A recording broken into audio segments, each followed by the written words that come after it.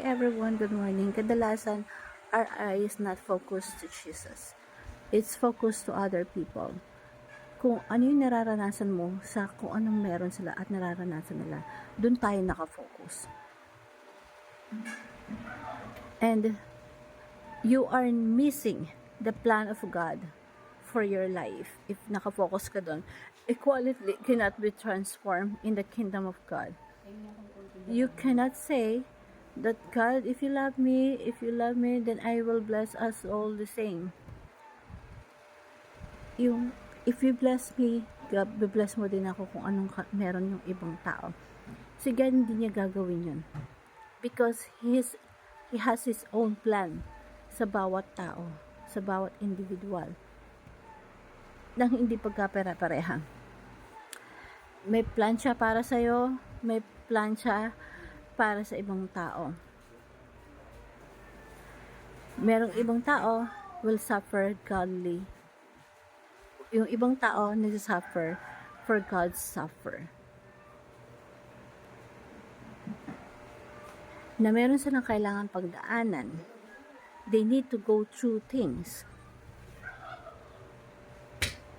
And they need to go through the trials.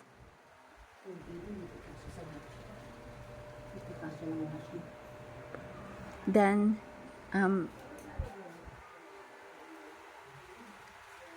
may ibang tao naman that it will rain just for them.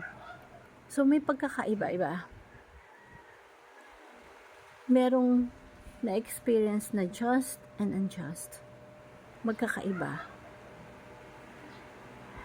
And there's nothing gonna change that. Hindi yun babaguhin ni God. Kung ano yung nakaplan sa'yo, yun yung mangyayari. He will never do na kung ano yung nangyayari na maganda sa isang tao, ganun din yung mangyayari sa'yo. No. God will never do that. You have to suffer that tribulation. You have to experience that tribulations in your life. In our life, may pagkakaiba tayong pinagdadaanan at nararanasan. We have tribulation.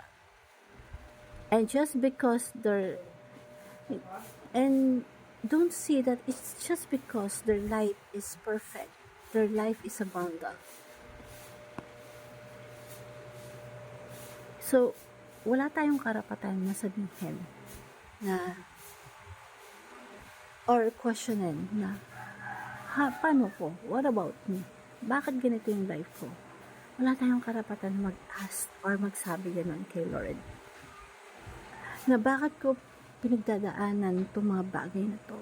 Why am I going through all these things in my life? Na I don't deserve this thing. Na bakit yung iba, everything is blessed, everything is happy?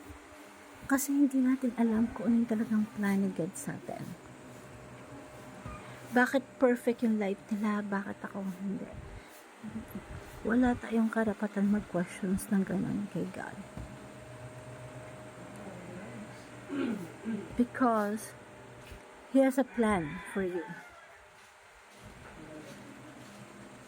It may not be as glorious as what happens to others, but you have to trust His plan. So what He doing in somebody else's life, wala tayo doon. Hindi natin sakop yun. Siya lang nakakaalam bakit kailangan mangyari ang mga bagay-bagay at pagdaanan natin ng mga bagay-bagay. We have to trust His plan. And every time that you get your eyes off to Jesus and focus to somebody, namimiss natin yung plan ni God sa atin. So, just trust Him, whatever His plan. Even it is not the same as your plan. Hindi yan katulad ng plano mo, hindi yung gusto mo, trust Him. Because if you focus on somebody's blessings, on somebody's life, you will miss God's blessings in your life. Hope you learn something. Thank you everyone, and God